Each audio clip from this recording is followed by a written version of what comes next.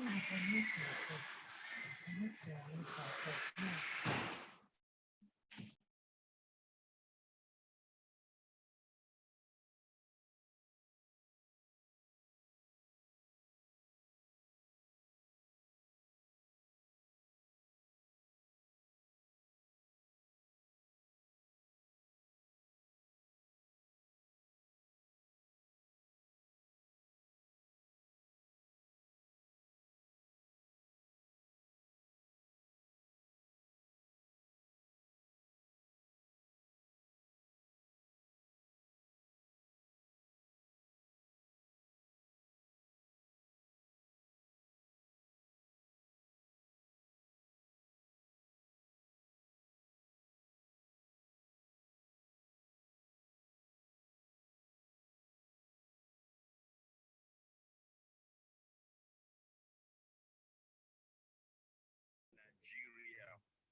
The students are going to be away from you and they're going to sit exams. How do you ensure that there will be no exam malpractice?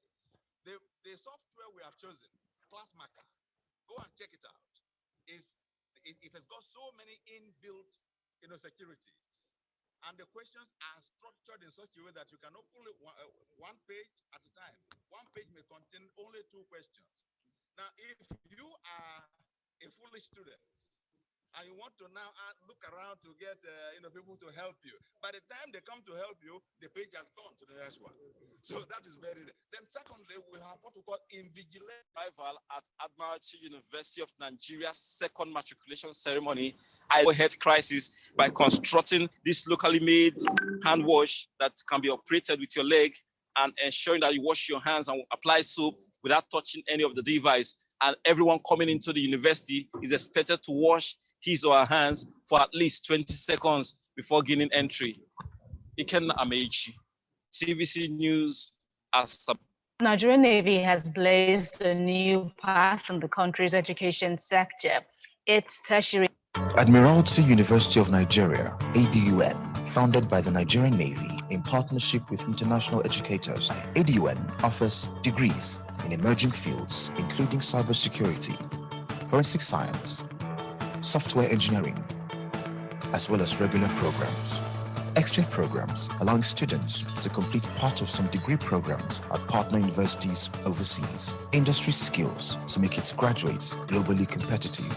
Admiralty University of Nigeria, excellence in the education. Nigerian Navy has blazed a new path in the country's education sector. Its tertiary institution, Admiralty University, has become one of the first to hold a virtual matriculation. It's one way of ensuring the school's academic calendar isn't altered in the face of the coronavirus pandemic and ahead of its first online examination slated for Monday. Ikenna Amechi reports. It is yet another great feat in the annals of Nigerian education. 100 students of Admiralty University, its second batch to enroll as the institution, are coming in by a very unusual means.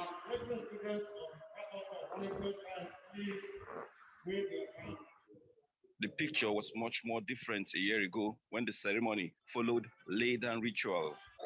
With just heads of faculties and some staff physically present in the matriculation hall, the 100 matriculating students took their oaths of allegiance online. How many people now?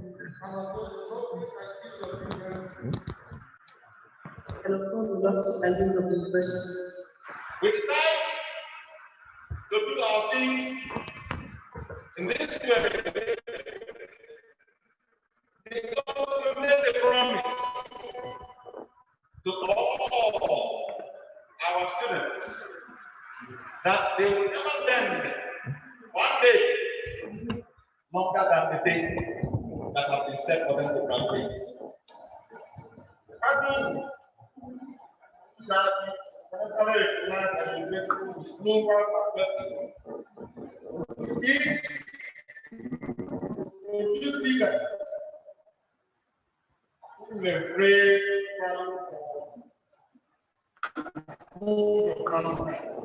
Admiralty University, still in infancy by years, but it has taken a giant attempted in more than half a century of tertiary learning in Nigeria. You know, the students are going to be away from you and they're going to sit exams. How do you ensure? All right. Good morning, everyone. I want to believe that we are all live. People are beginning to join from what I can see here. We have participants joining from different parts of the country, and we're just about few minutes away, 2 minutes away before 11 a.m. So I want to quickly give you a run through what to expect in our university's program today. So permit me, I would love to share with you my screen. So, but by the way, I really want to, on behalf of the Admiralty University, welcome every one of you who are present here right now. We are really happy that you joined us for this public service, and we are hoping to have a very productive and enlightening moment at this webinar. So it's almost 11 a.m.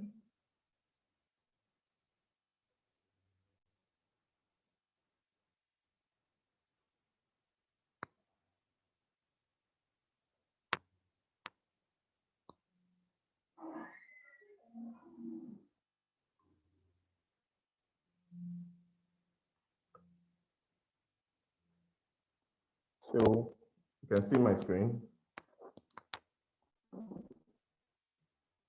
Everyone can see my screen, right? My name is Sylvester Evonu. I am the University Library Coordinator of the Admiralty University of Nigeria. And today, we at the Admiralty University of Nigeria, we are so excited to be hosting the world, especially Nigeria, on this public webinar on a very, very special topic, rising beyond fake news amidst COVID, post-COVID-19 crisis.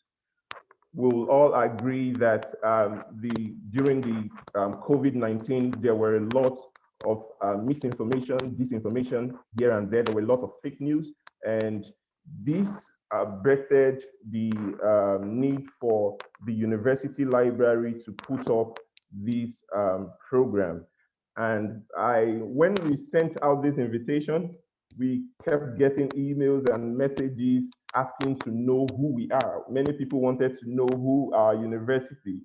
Some said they'd never heard of the name Admiralty University. So before we start and before I introduce our facilitators for today, before I introduce our facilitators for today, I would like us to introduce the Admiralty University of Nigeria. We are a global university educating luminary leaders. And today we have a lot of persons here, which I would love to quickly recognize their presence. Our Vice Chancellor is in this meeting. So at this moment, I would like to quickly recognize the presence of our Vice Chancellor, Professor Paul Omojo Omaji. He is our Admiralty in Chief. He's our great leader. He's our mentor. He drives all the innovations at the Admiralty University. Sir, we are so privileged to have you join us today. Thank you. Thank you. Thank you very much, sir. Okay. So also with us here right now, I am not the only person here. We have a team of experts. Mr. Tega, he is a lecturer, a cybersecurity lecturer in the Admiralty University of Nigeria, and he is behind the platform right now, taking care of all the technical issues. Mr. Esiri is also a librarian at the Admiralty University of Nigeria. He is assisting with the moderation. So if you have any question, any comment, any challenge, just put it on the chat box and Mr. Esiri will be able to attend to you. So quickly, before I'll invite the Vice Chancellor for his opening remarks, let me just explain briefly why this program was put together. We put this program together because we have noticed that misinformation is a catastrophe and fake news is not our friend. This is not the only program our university is putting together for the public. So we are also, after this event, we are going to be organizing a workshop that comes up on Monday. So after this webinar, we would like you to register for that workshop. So at this point, even though I still have my time, I would like for us to Admiralty in Chief, our Vice Chancellor and President. He is a great leader. He has been a mentor, like I said earlier. All the innovations at the Admiralty University are driven by our great leader. And so we are very opportune to have him here today. On your screen is the agenda for today, so please let's familiarize with it. But at this point, may I respectfully invite the Vice Chancellor for his opening remark. Vice Chancellor, Professor Paul Omojo Omadi, sir. Thank you, sir. Thank you very much, Sylvester, our young, able, and dynamic staff of the Admiralty University of Nigeria. I want to especially welcome everyone who has joined this particular public webinar that our university has put together. It's a privilege to be able to engage the whole world with the topic that we are addressing today. We are all very familiar with the various technological developments that have been going on. And what has become very clear is that every technological advancement comes along with its own challenges. The digital age, as a period of technological advancement, is not an exception to this particular general rule. And here we are today engaging with a topic that has been thrown up because of this digital age revolution and the freedom that comes with that in terms of information dissemination. As the moderator, Sylvester, has mentioned to us already, Admiralty University of Nigeria is a relatively young university, young in the sense that we are just in our second session now, and but we have made some significant strides in terms of engaging the world with quality education. The university is founded by the Nigerian Navy along with a partner. And the commitment is very clear that they would like to provide an institution which would demonstrate to the world what is captured in the motto of the university, namely excellence in education. Of course, many of us would appreciate that when you talk about excellence, you are talking about something that is more than the ordinary. You are something that is far above the mundane and the usual and the normal way of doing things. So when we were given the privilege to come and participate in this great institution, we saw that the call was a very big one and a very, very difficult one to handle, to ensure that we have excellence in the educational system, particularly in our own country, Nigeria, where we've been going through a number of challenges, my joy is to be able to say that several institutions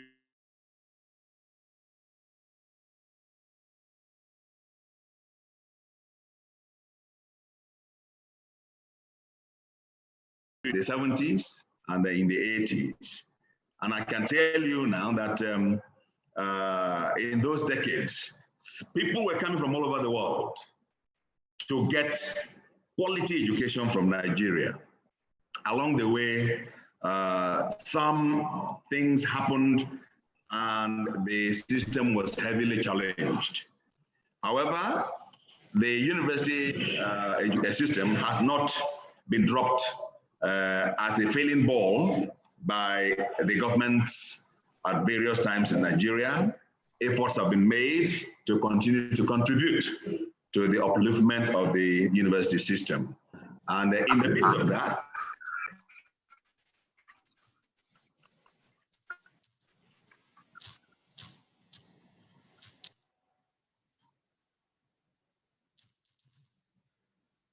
myself, Sylvester, you unmuted me. Was that purposeful? You're on mute, sir. We can hear you actually, sir. No, at a point I was muted, so I just unmuted myself now. Oh, okay, so as I was saying, all right, as I was saying, the proprietors of the Admiralty University of Nigeria felt that there is a space for them to contribute to the ongoing development of the university system in Nigeria, hence the establishment of the university. And since I came on board, I've had the privilege of seeing the level of commitment that they have made towards developing an institution that will indeed deliver excellence in education. Now, the seminar or the webinar that we are participating this morning is just one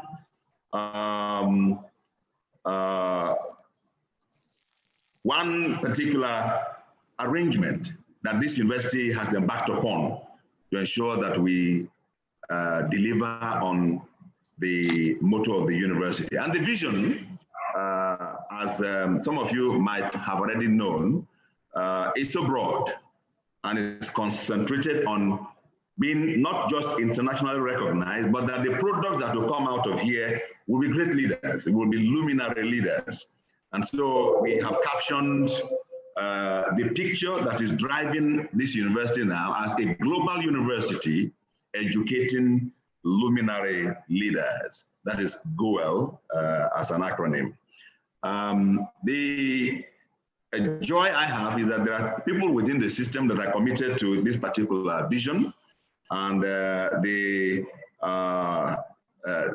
interest and passion for the ICT to infect and indeed drive most of the things that we do is very, very strong. And I'm so glad that some of the people that are behind this passion for using ICT to drive and deliver education are the ones that are organizing this particular webinar today. Participants may be interested to note that even though COVID-19 shut down so many universities in Nigeria, our own university refused to be shut down.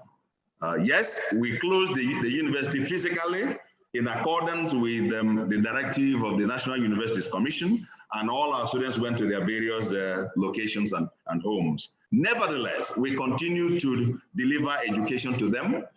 During the COVID-19, we were able to conduct online matriculation, which is one of the very first few occasions like that in the Nigerian university system. And having matriculated our 100-level students, we continued with giving them online lectures. We completed the lectures, did assignments, and other parts of assessment, completed them, and finally, we conducted our end of semester examinations online using modern platforms of delivery. And I'm glad to report to all the participants and the rest of the world listening to us that it was a major success, a major milestone in the life of the university. So the university that did engage the ICT to deliver academic content, you would appreciate, will be very happy to use the ICT platforms to do other things, including what we are doing today, which is the public webinar, looking at the issue of fake news and how it can be dealt with. Participants will be aware that information is a currency. And decision-making relies extremely significantly on the value of the information that you have at your disposal. I am aware that because of this digital age revolution, so many people have become information disseminators, journalists, how do I call it now, all kinds of experts over the years. And indeed, in that particular environment, the government instrumentalities established to monitor and make sure that the information disseminated can be relied upon are struggling because their own systems may not be able to capture and indeed regulate effectively these which like overnight experts in information and information generation and information dissemination. That being the case, every citizen, I'm talking about responsible citizens, in Nigeria and indeed in the world, have the responsibility to at least contribute to the enlightenment and also to the understanding of different parameters that are used in disseminating, or generating and disseminating information. What we are talking about today, this fake news, has become a phenomenon that, as we all noticed, the COVID-19 crisis accentuated the spread of the fake news, and so many people have, acted on different types of information to their detriment. We do know that for leadership, you must have trustworthy information to base your decisions upon, otherwise you will not succeed. So because of our commitment to raising luminary leaders, we are so fascinated to be able to engage the world in this area of knowing what constitutes fake news, where they come from, how they are constructed, how they are disseminated, and how the system, particularly those who lead those systems, are able to discern various dimensions, and also being able to ensure that at the end of the day, the information they rely upon to take decisions is very, very strong, and they cannot lead them to harm. So it is my greatest privilege to welcome everyone that is online. I can see from the screen that we have about 47 participants already. And I can see also that they come from different parts of Nigeria and different parts of the world. So I am so fascinated that we are able to engage you in this way. The university is very committed, extremely committed to playing a major role as a responsible citizen in the, if you like, unraveling this issue of fake news and what can be done to ensure that not just governments, but institutions like universities are able to discern the type of information that they rely upon and how they are able to make sure that their students are fed with appropriate and indeed constructive information. Let me also congratulate the designers of this webinar, Sylvester from the University Library, Victor from the University ICT unit, and all the support staff, TEGA from the Faculty of Science in the area of cyber security. I think a more series there you talked about, you called the series, isn't it? In the library. Aluta is there. Cynthia is also there. So I can see the number of our staff that are there to provide support for this public webinar. So I congratulate all of you, and I want to thank all our participants today that you will take something out of it. And when you go from here, use the capacity that you might have built for yourself to engage your institutions and others around you to help the government deal with this phenomenon of fake news very effectively. I'm aware that, and I'm going to end now, I'm aware that next week, Monday, and Friday, and Tuesday, that is on the 7th and the 8th of September, the university is also mounting a digital skills workshop, which I'm sure will be streamed through the YouTube. And I would invite as many as are here now to take the opportunity to participate as well, so that you can increase and improve on your digital skills and be a better staff, wherever you are, a better contributor to not just the development of your institution, but to the development of Nigeria as a nation, and also to the development of the open world. Once again, welcome, and I wish you all a very fabulous, intellectually stimulating experience as you go through this webinar today. God bless you all, and welcome to the Admiralty University of Nigeria, a global university educating luminary leaders. Thank you very much.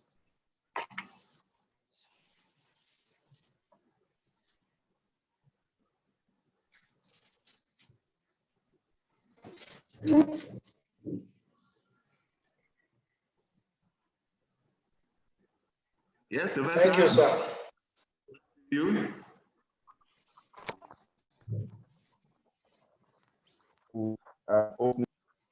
Yes, sir. We wouldn't want to take much of your time. I think with the way we are going, we'll round up this webinar before 1 p.m. 1 p.m. before 1 p.m.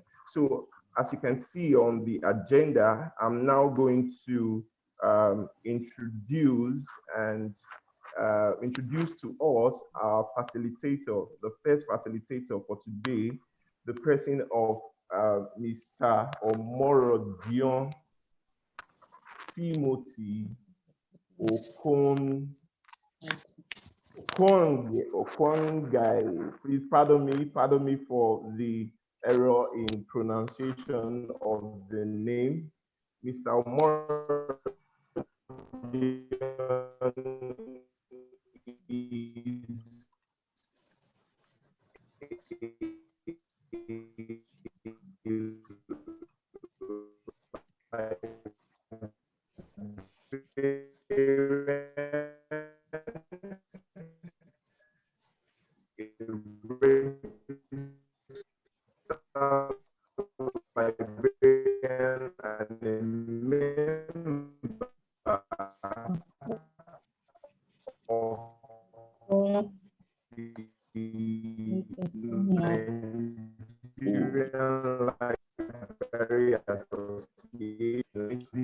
University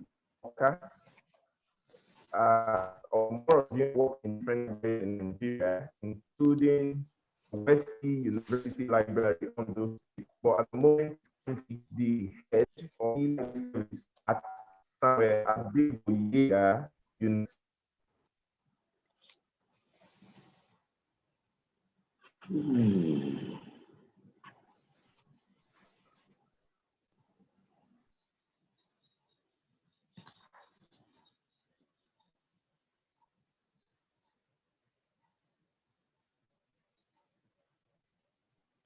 Okay, hello everyone.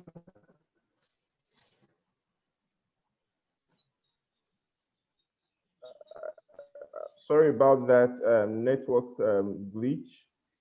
I believe you can hear me again. So like I was saying, Mr. Omorodion has has credit numerous awards and recognitions, including the ALCCS Horse Grants Award of the American Library Association. Omoro is a researcher, he's a writer, a Wikipedia editor, a data analyst, and an SDE champion. So please, ladies and gentlemen, participants of this webinar, please, I want you to help me welcome Mr. Omoro Timothy Okongai. Thank you very much. Timothy, can you unmute your microphone and go ahead with your presentation, sir? Thank you, Mr. Sylvester. I appreciate you. Though you were really breaking, so most of the participants didn't get to hear my name. My name is Omoro Okongai, and I'm currently the head of e-library services, Samuel Adegboyega University.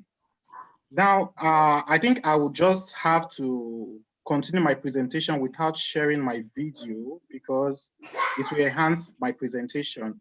The video will only slow it down.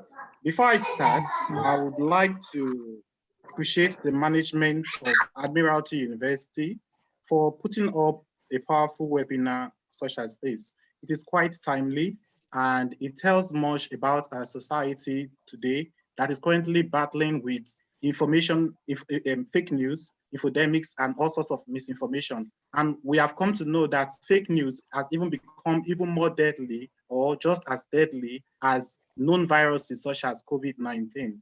So it is imperative for us to know this and know how we can combat it.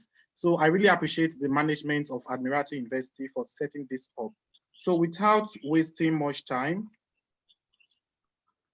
I would want to share my screen. Mr. Sylvester, please, can you allow me to share my screen so I can present? I want to appreciate the Vice Chancellor for that powerful opening remark. It was really powerful, and I'm happy and I'm privileged to be part of this innovation and this knowledge sharing that is being propagated at the Admiralty University of Nigeria. Thank you very much, sir. Okay, I won't be wasting our time because we are all working with time.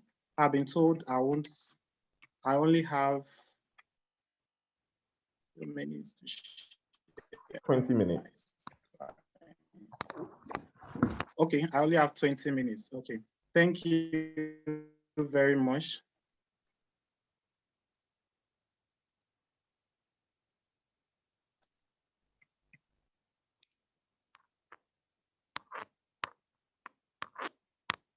Okay, I believe my screen is visible.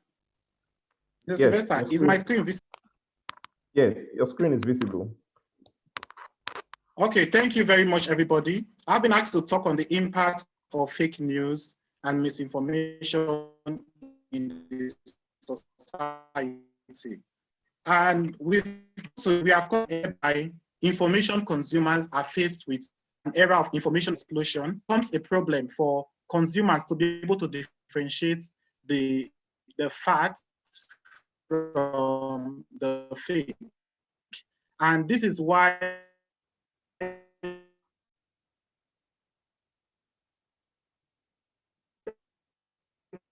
we are having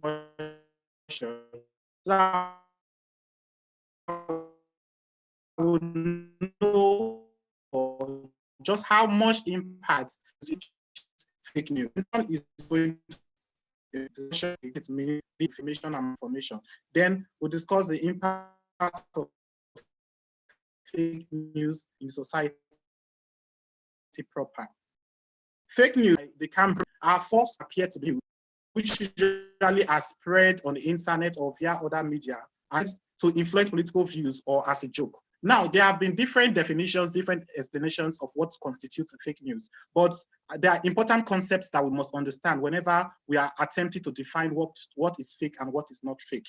Now, we must know that fake news simply includes fabricated information, which usually does not have an element of originality. Now, the intent usually of fake news is to mislead. So in a layman's understanding, we could say that fake news are fabricated information without an element of originality, which usually have an intent to mislead people. Now, with this understanding, it's also good for us to know that there are also alternative names to fake news. This day, we hear people say alternative facts, pseudo news, junk news, false news, hoax news. Now, all these, they are all talking about the same thing, which is fake news. It refers to facts that are not true. Pseudo news, false news, they are all the same thing. So whenever you hear this, don't be confused because it also means fake news. Now, in talking about fake news, it's important that we know that there are different types of fake news. Walding in 2017 identified 7 types of fake news. And according to Walding, he explained that one of the fake news is now type of fake news does not have the intention to cause harm, but its intention is to make a joke out of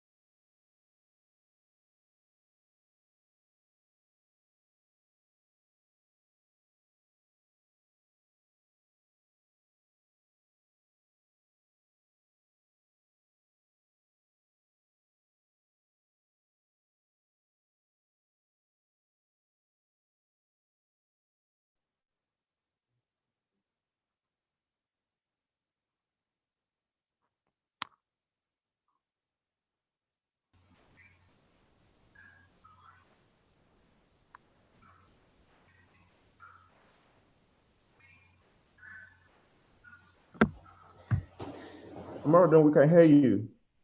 Okay, thank you very much. Sorry, Hello, my Omo. connection. Yeah, I can hear you. Can you hear me? Hello, Mr. Morodian. I can hear you, Mr. Sylvester. Can you hear We me? can hear you now. Okay, thank you very much. So I think my connection went out, my network. So I will just continue. I was explaining the different types of fake news as identified Yes, by it's just that Walding. your network is breaking. Is it breaking now? Please go ahead. Okay. So sorry, I'll just have to reshare my screen again.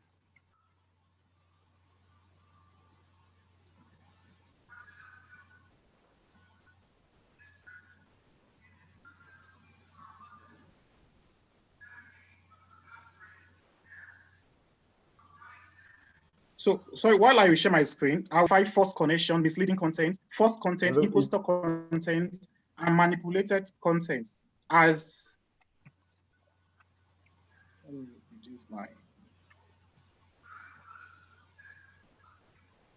Can you hear me, Mr. Silva? Yes, we can hear you. Okay.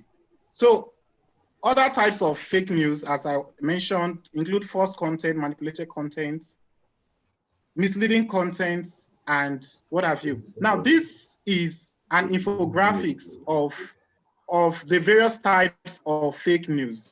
They all have their role they play in the society, but the general knowledge is that they all have the intention to mislead.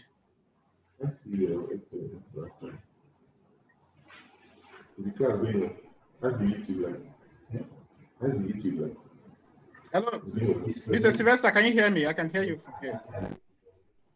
Yes, we can hear you. Yeah, we can hear you. Okay. Okay.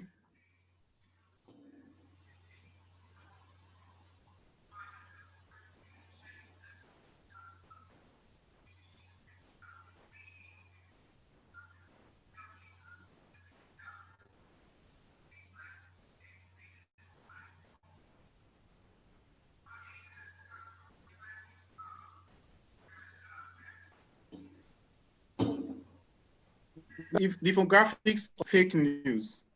Aside from the types of fake news, it's important for us to know that fake news could come in form of clickbait, propaganda, satire, parody, sloppy journalism, or misleading content. Now, most of the times we see some random viral messages telling us to click a link to win a promo or something like that. That's a simple example of clickbait. And the intention is always to cause harm to those who clicked on it. Propaganda is also another form of fake news because it usually includes false content.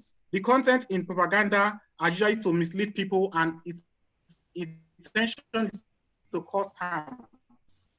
This is usually the case in politics, that when opponents bring false stories, it could discredit the opponent. So it could come and what have you.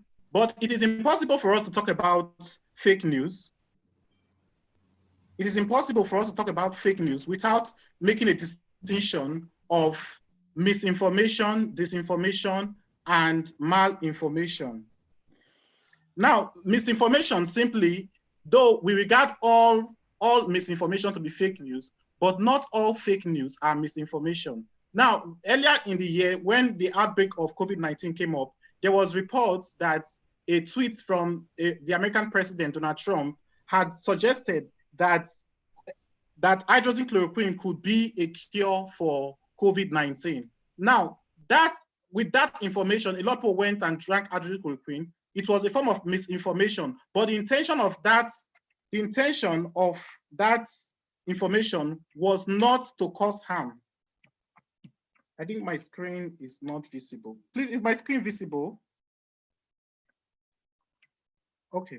So the intention of that was not to cause harm, but then it was still misinformation.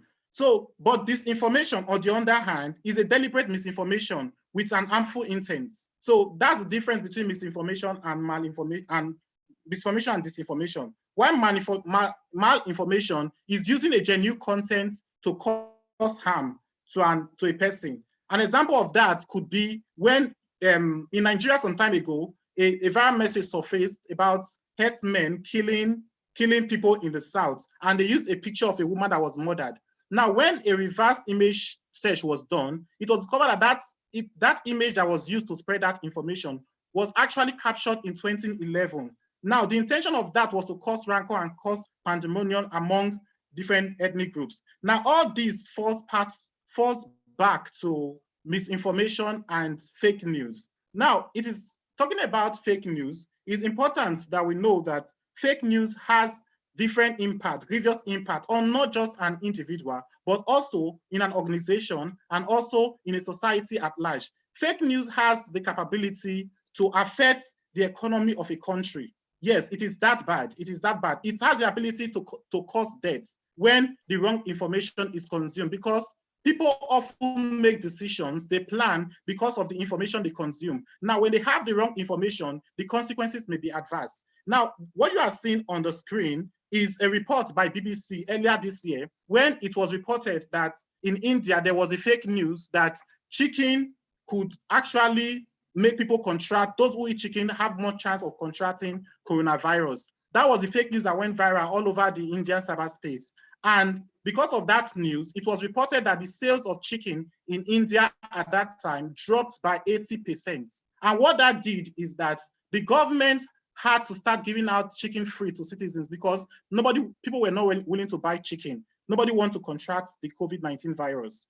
Now, what it did, the effect of that was that it led to huge losses on the part of not just the seller of chicken, but the economy of India. It was reported by BBC that up to 130 billion rupees was lost just because of that fake news, which if you convert it to the pounds, it translates to 1.43 billion pounds. Now, that will tell you the adverse effects fake news can have on the society, especially when it is not tamed. It therefore emphasizes the importance of citizens and everyone to be aware of this fake news and know how we can tackle it and nip it in the bud before it spreads. Because the truth of the matter is, fake news cannot spread without the cooperation of the citizens. It is through the cooperation of citizens that fake news spreads. Now, bringing it down to Nigeria, in 2016, there was a viral WhatsApp message that spread about gala sausage roll being killing people in schools. Now, the story read in parts that on Friday, 14th October, gala sausage roll killed 26 students in a school at Otikpo. Now, men looking at this, an information expert can easily tell that this news is false. Reason being that, first of all, there is no source, so it's difficult to confirm the correctness of the information. And also a lot of information are missing. For instance, it says that 26 students in a school at Otukpo, Benue State, no mention of the school, so it's become difficult to verify the information. Now, but however, this news went viral in the Nigerian cyberspace, and it was shared among various different WhatsApp groups. But what this does to the company is that it devalues the product, it devalues the company. And when it devalues the company, there is chance that the company would have to downsize because of lower sales. And when that happens, when they downsize, they let go of their staff, it's going to tell back on the already saturated labor market. So it goes around, it's just like a cycle. Just by sharing this information, we are helping to kill this economy. So it tells just how much impact, negative impact, that fake news can have on our society. So aside from that, with fake news, people's accounts, social media accounts have been hacked in the past, and there have been a lot of data theft, impersonation due to fake news. Now, the image you are seeing on your left hand side is a picture of Jumia 8th anniversary celebration. Now, the message was shared majorly in different WhatsApp groups. I believe some of us who are on this webinar now must have seen this message and may have even clicked on it or even shared it. Now, when you read the message, it said you can win exciting prizes in Jumia 8th anniversary spin and win giveaway. This information was later refuted. It was later refuted to be a false information, and Jumia had to release a statement to counter it. Yes, they agreed that they were doing 8th anniversary celebration, but they were not doing giveaway. Rather, they were offering discounts to their products that were being sold in Jumia. So that was what they were doing, but they were not giving prices. Now, if you even look at the link, it tells you so many things are not right. But because we don't have this knowledge, we click on it, and we click on it to give access to hackers.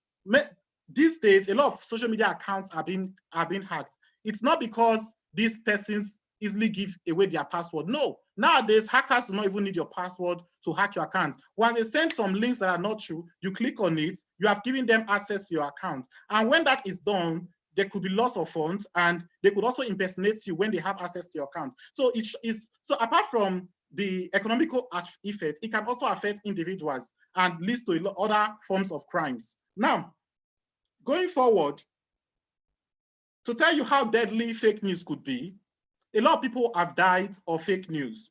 Many of us are familiar with the Ebola crisis earlier on. A lot of people died not because of the virus, but because of fake news, because they were trying so many unproven remedies and ways to prevent themselves from getting the virus. And the same situation repeated itself again when COVID-19 came up.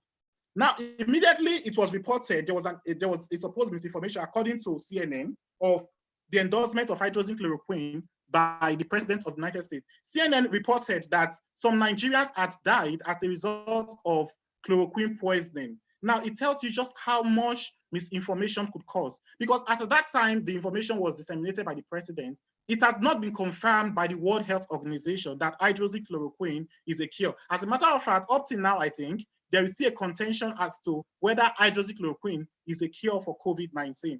Now, when we don't have the right information, a lot of things could go wrong, like drug misuse and poisoning. And not to talk about the inflation it costs, because the price of chloroquine then just skyrocketed because of the information of use of chloroquine for treatment of COVID-19. So the effects of fake news is so enormous that we may not be able to discuss everything at just a sitting. Other impacts that COVID-19, other impacts of fake news could include fear and anxiety, complacency, intra-crisis war, killings, and pandemonium. Now, you may want to ask, how can fake news cause complacency? I'll give you an example of that.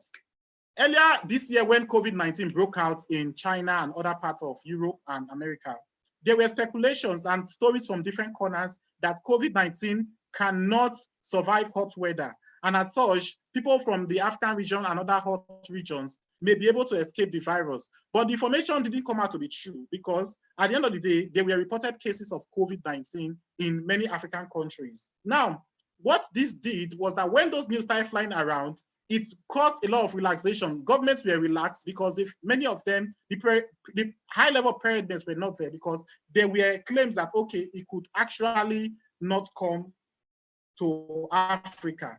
So even though they did prepare, but it wasn't at optimum level. So it tells us just how much fake news can cause damage. It can also cause war and crisis. There are also examples of that, how ethnic crises have been stimulated by fake stories that have been run. And those crises are usually common in a multi-ethnic, multicultural, and multi-religious countries such as Nigeria. So that is why it is important for us to be able to nip it in the bud. But we cannot do that, individual persons cannot do that except we all collectively work together.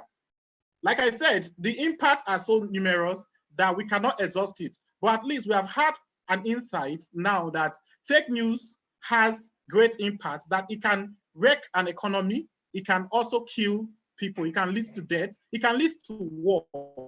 So what more could be more dangerous? Even pandemics and viruses could not be more dangerous than this. But there is good news, because when we talk about fake news, it doesn't spread on its own. It takes people to spread fake news. Why fake news spreads like wildfire and often has adverse effect in the citizen, it is necessary for every citizen to have the ability to cross-check every information before they spread it or before they accept it hook, line, and sinker. So why fake news spread like wildfire? Information literacy and fact-checking skills can extinguish it. Thank you very much. I think I'll stop here now. Mr. Sylvester. Wow. Thank you so much, Mr. Omorodion. Thank you so much. Can you take back your slide to that your last comment? How beautiful. I love what you said there about information literacy quenching the wildfire that is spread by fake news. Fake news, agreeably, spreads like wildfire, and I really love this conclusion. Thank you very much. Thank you very much. You have been able to explain to us what fake news is, the types of fake news, other names that we can call fake news, can be false information. You have also exposed us to instances, how we can even identify fake news. That's what you have also done, even though Mr. Blessing is hanging on to teach us how to identify fake news. You have done a great job, sir, and we want to say thank you very much. Thank you very much, so Mr. much. Sylvester. Thank you for all the participants for your nice comments. Thank you.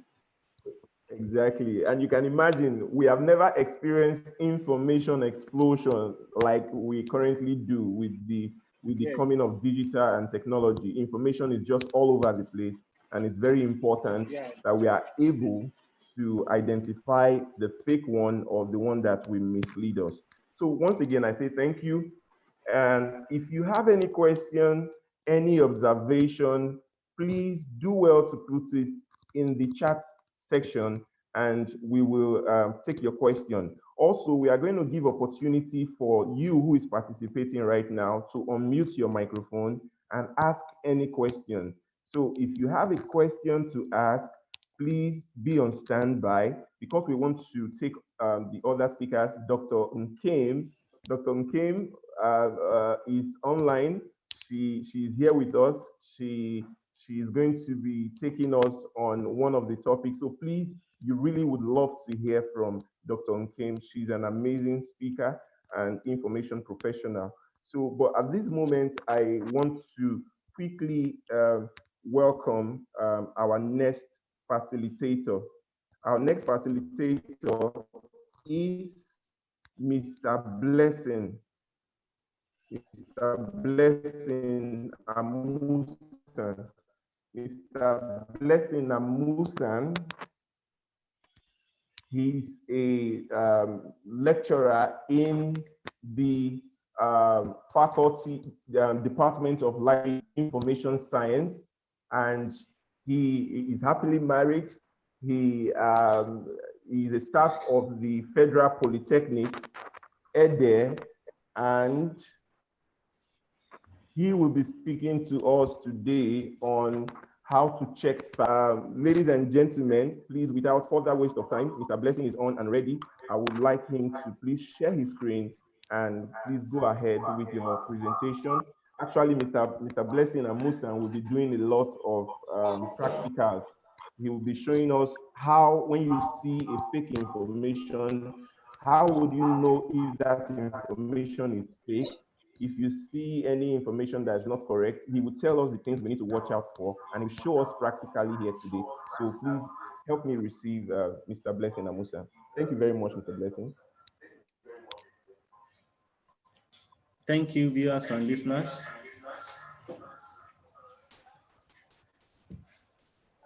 I want to commend the management of Admiral University of Nigeria for putting up this kind of webinar at this moment.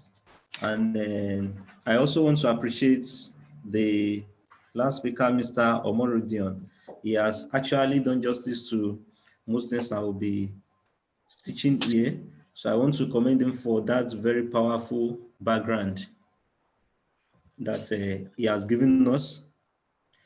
And also, I want to say that there's no better time than this to organize this kind of webinar on fake news because of the adverse effects that it is having on the society. I'll try to share my screen now. Mr. Sylvester, if I'm on, please let me know.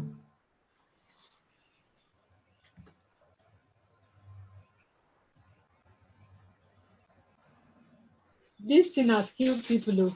It's like balloon. It has seen. It has. Mr. Sylvester, can you see my screen?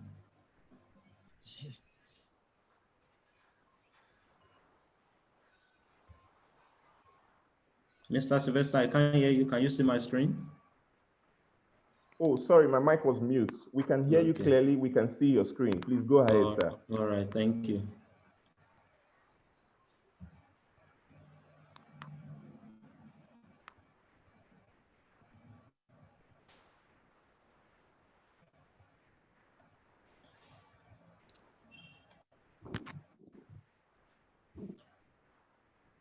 So once again, my name is Blessing Amusan from Department of Lateral Information Science, Federal Polytechnic, Ede in Osun State. And the topic I'll be doing justice to this morning is fact-checking and identification of fake news. When you see news that are fake, how will you identify them? How will you know that these news are fake and they are not to be shared or to be trusted or to be used? Did you know that some people actually wash their mouth and body with hand sanitizer due to fake news that was spread on the social media? Did you know that about 27 people died, while 218 were hospitalized in Iran after responding to a fake news that was instructing them to consume methanol, a kind of an industrial-based alcohol to prevent or cure COVID-19? And did you also know that over 800 people died around the world in the first quarter of this year due to COVID-19 related fake news? And lastly, the sage, Professor Wole Soyinka, said sometimes in October 2019 that there's likelihood of World War III to be started by a fake news shared by a Nigerian. And that is the present reality we find ourselves in. Fake news here and there, spreading like wildfire, according to Mr. Omorudion.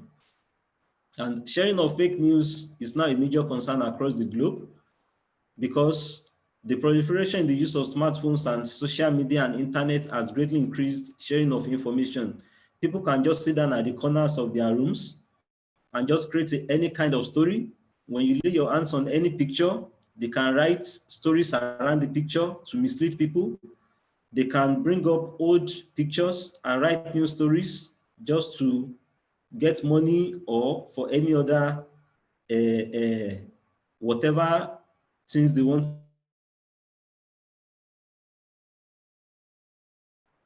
Mr. Omorigan has done justice to this, so I'll skip it. And partly this, I'll skip it as well. And also his presentation was majorly on the impact or consequences of fake news. Now to my own area, identifying fake news. How can we identify fake news when we see one? This can mostly be achieved through what we call fact checking, which can take different dimensions depending on what fact to check and from which source. I will focus on three formats of information, that is the text, images, and videos. Social media platforms have devised means of flagging certain messages to call attention to it. If you are familiar with the use of Twitter or WhatsApp, you discover that if you are forwarding a message too often, WhatsApp will alert you that this message is being forwarded too often and they will flag it. And also, many of them have put down some information in the past that were reported to be fake or misleading in order not to cause harm to the society. For you to identify what fake news is, these two rules are very, very important for you to have at the back of your mind. Rule one is that you should treat every online content with suspicion. Do not believe anything that you see online, anything that comes to you online. Do not believe it yet until you can verify its authenticity through a further background check. That is rule number one. Then rule number two is that you should be familiar with authoritative sources relating to the information you seek.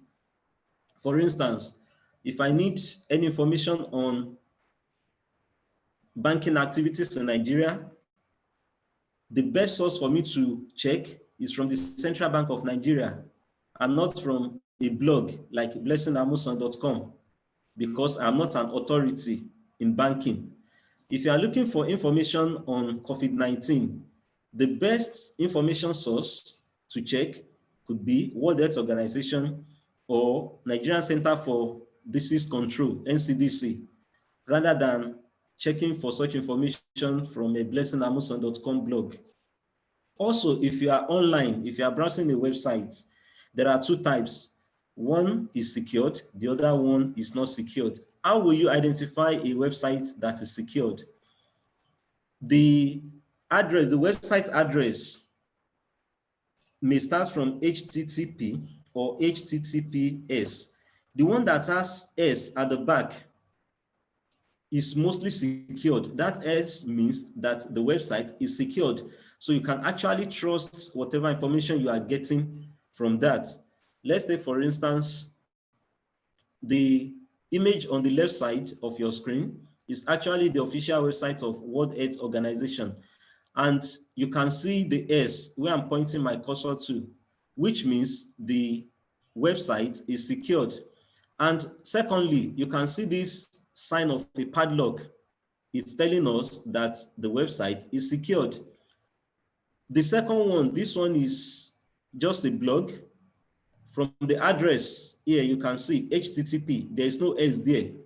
From the address of World Health Organization, you can see the S there, telling us that the website is secured. And this one is not a secured website. However, there are some bloggers these days that they are now hosting a secured website. So you should just try to look out for all those loopholes. However, having a secured website doesn't translate that whatever information you put on such websites cannot be fake. If that is correct, how can we now identify fake news when we see one? There are certain websites available that you can browse through to check whether the news or information getting to you are fake or they are facts. These websites are concerned with searching over the internet for information that are flagged in order to disprove them whether they are fake or they are facts. So I'll be making use of this example. Earlier in the year, there was this viral message purportedly from a laboratory in Vienna telling us that there is a relationship between COVID-19 and the ingestion of ibuprofen. Pardon me, I'm not a medical doctor. So when I saw the message, I was like, wow. The very first thing you notice about all these viral messages is the style of writing. They are so vague, they don't look professional. It's full of grammatical blunders and what have you. Let's read this message. It says, information from Vienna's laboratory studying COVID-19 say the vast majority of people who died had ibuprofen in their system. Now, look at this sentence. Information from Vienna's laboratory studying COVID-19 say, this is a plural verb following a singular noun, which is grammatically incorrect. Ibuprofen in their system, that's another grammatical error. And if you look at the punctuation of this text, it's so wrong.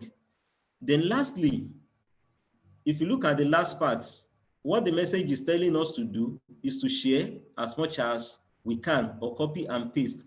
And that is just the target of most of these viral messages. All they want from you is just to share as much as you can. There are certain steps that we need to follow if you want to identify misinformation that comes to us in text formats. The very first part is to identify some vital parts of the information. The second part or second step is to analyze the content. The third step is to search for the information online if need be. And the fourth step is to go through the search results and take your decision. Let me go back to the previous slide.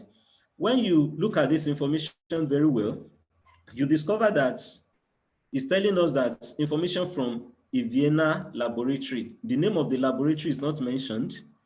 If you go to this part where I'm pointing my cursor to, it says from a nurse who is a staff at VGH Vancouver. What is the name of the nurse? We don't know. So this prompts me to do a further background check, whether the information is correct or not. So what I will do now is just to copy the information and go to my browser, paste it there, and wait for the search results. I'm copying the message now. Then I'm going to my browser. I'm using Google Chrome.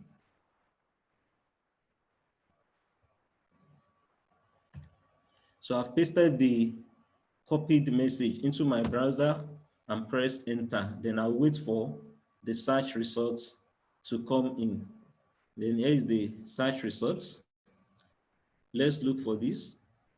The first link is telling me that will taking ibuprofen for COVID-19 cause more on and on like that. Let's scroll down a little bit and see. Let's look at this. A viral text once taking Advil could make COVID-19. This seems like what I'm exactly looking for. Let me click on it and see what the results will bring.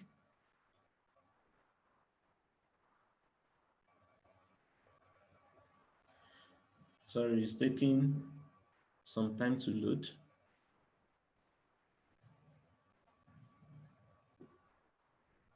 Sorry, it's like the network is not responding. But this page that is about to open, okay. As you can see, the title is A Viral Text Once Taking Advil Would Make COVID-19 Symptoms Worse, but experts says it's unfounded. Now, look at these results now. It's actually making reference to that viral message, telling us that it is fake.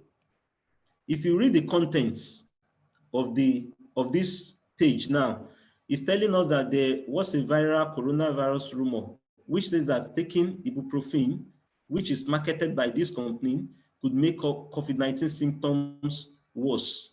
And it's telling us that there has not been so much research or researches to back up that claim. So when you have time, you can read through this. While studying this, I discovered that that information, that viral message, is actually a fake news. Because if you look at the content again, it's so vague, nothing professional about it. But if you look at this very one debunking it as a fake news, you discover that it has author. This is the name of the author, which you can actually verify. it has dates, it has source, and lastly, the website where it was published is actually secured. And you can see it makes reference or references to so many things that you can actually use for your background check, unlike what is contained in the vague viral message. So let's continue. Earlier this year also, there was this viral message about this man that you are looking on the screen, that it was the driver that drove the Italian man, the Nigerian index case. So they actually did it in such a way that you think the news was actually real from AIT. What they did was to create a fake Twitter account of AIT and actually broadcast the news there. But going through the contents of the news, you discover that it is just fake. How do we know this? Look at the headline first. The headline is about 6 lines for a story that is about 12 lines. There is no professional media outfit that will do that. Then if you are trying to identify misinformation that are given to you in image formats, there's something called reverse image search that you can actually conduct in order to identify the source of the image. And that is what I'll be doing presently. If I want to do that, what I want to do is, apart from the content of the message that is misleading, I want to see whether the image posted on this news is exactly what it means or not. So the first thing for me to do is just to prepare the image for me to be able to search it online. So in this time, I will have to crop the image. I've selected the image. I go to crop on my system. Then I have to crop the image to size.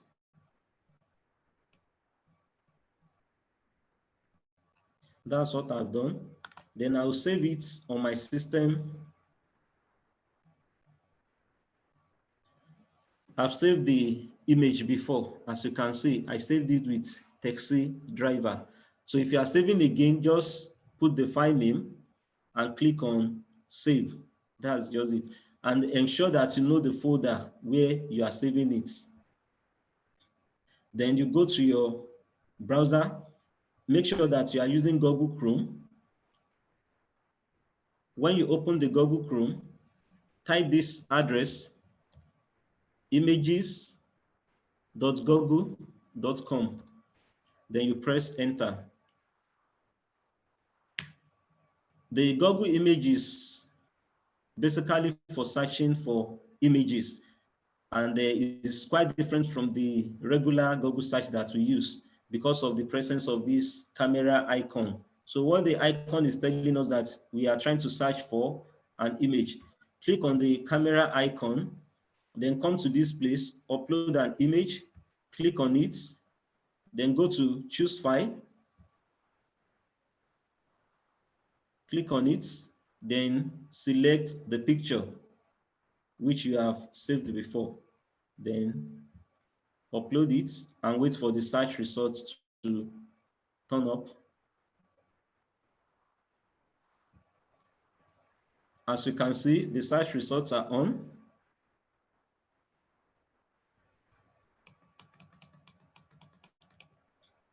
And as you can see, these are some of the similar images. What happened was the information was fake, as you can see. From this search results, so many media outfits have actually come out to debunk the news to be fake. You can go through some of the search results. The last time that I checked this, the story was actually picked from another news. Sorry, the image of this man was actually picked from another unrelated story. The man returned from Libya. He was actually trying to cross over Mediterranean Sea to Libya, and the trip was unsuccessful. So the man had to come back and granted an interview to a correspondent. The full details is on my slide. You can check it after the presentation for you to get more facts. But that is the goal of what I'm trying to teach you now, is how to conduct a reverse image search, which I've actually did. So if you want to search for image through Google image search, just enter the address images.google.com. This page will come up. Click on the camera icon, click on upload an image, choose file, then click on the image that you want to search and wait for the results to turn in. Once the results turns in, just go through the results. You then see the source where the image you're searching for is taken from. So let's continue.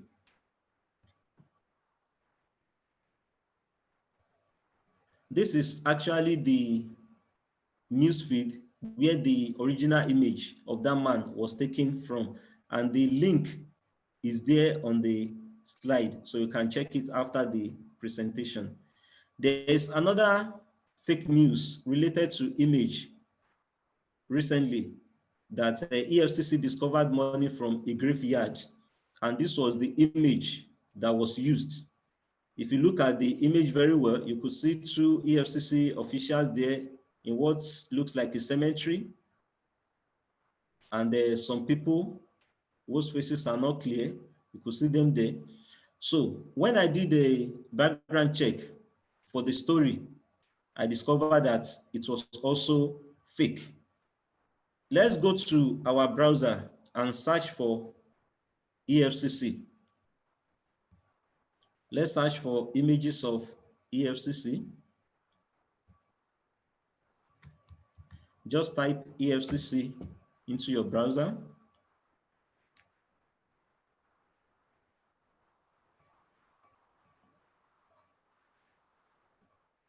While wait for the page to load, from the search results, you could see the actual image where the EFCC officials were lifted in a kind of a poor Photoshop. These two officials were lifted and they were imposed on another image that is not even related. And if you look at, if you click on this link where the news was shared, you discover that even the name of the cemetery was not mentioned. Mr. Sylvester, am I on? We can hear you. Okay, sir. So if you click on this link where the information is shared, you discover that even the name of the cemetery is not mentioned. They are only speculating and they're giving us some information that are not even related to the contents, I mean, to the headlines that EFCC discovered money from a graveyard. Let me go back to the search results if it's on. I'm sorry, the search result is not coming.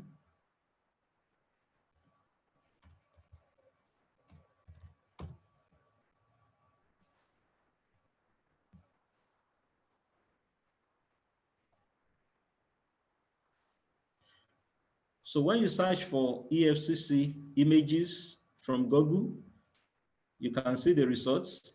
And this is the exact picture that those that created that fake news made use. They just crop these two people from this place and put it on another image.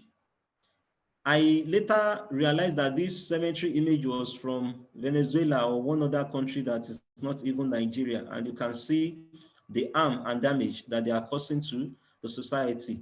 There's another fake news related to image. You see this picture. Many years ago, I've seen it from a viral message that says this man was a factory worker in Pepsi and that he has HIV and he cuts or he put his blood in Pepsi. And the viral message was warning people that people should stop taking Pepsi products because this man has put his blood infected with HIV inside the Pepsi products. And recently, the message came back again with another story that the man actually works with Cadbury and has infected the Cadbury product with his HIV, blood, and whatever. But if you are familiar with security news in Nigeria, you know that this man was actually Kabir Sokoto that bombed Inyanya several years ago. He ran to Sudan also, and Interpol, as you can see from the picture, these are two Interpol officers that arrested him and repatriated him back to Nigeria to come and face charges.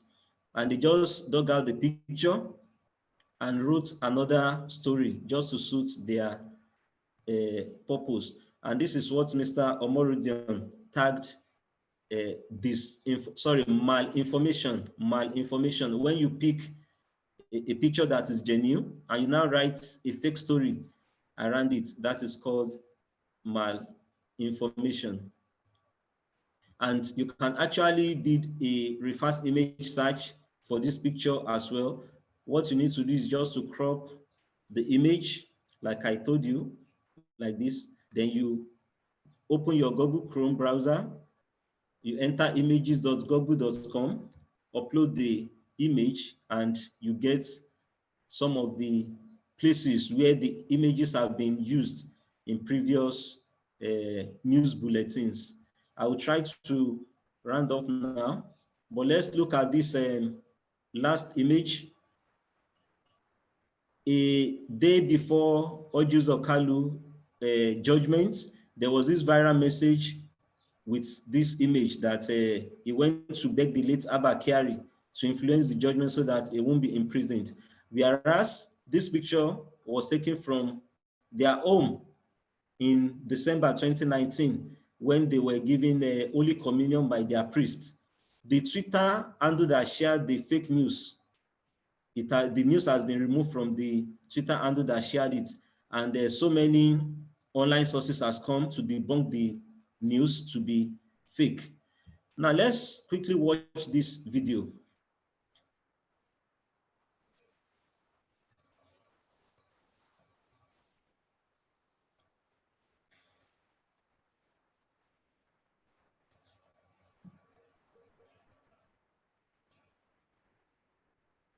Thank you. That is a tricycle flying like an helicopter.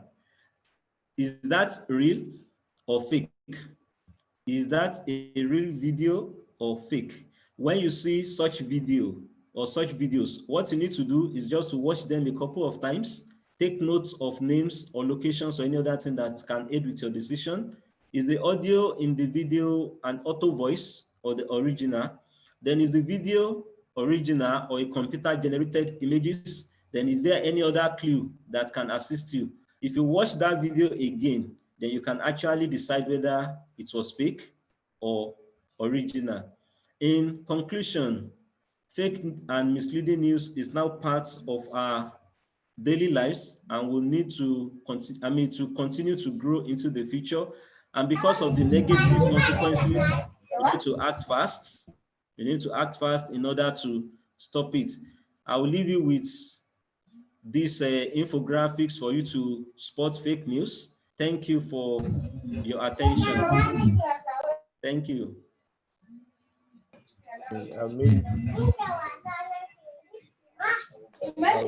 Amazing. Thank you very much. Thank you very much, Mr. Blessing. Thank you. We are so grateful. We are so grateful that within a short time, you've been able to practically show us how to actually identify fake news. You have given us you have given us examples even with videos and with pictures using the image reverse search and how we can know the origin of a particular image that we see. I think that is a skill, something many people may not know how to do. And I'm so glad you were able to do all these practically. We are so very grateful. And I also like that you were able to let us know about the HTTP and HTTPS thing. So everybody listening and watching right now, let us take note of these points that Mr. Blessing has raised. When you go to a website and you see information that the link itself is not a secured one, the HTTP hypertext transfer protocol, the S there means secured. If there's no S, it means it's not secured. But that doesn't mean that that website is not real. So at this point, Dr. Nkem has been on standby, and she actually has another engagement online.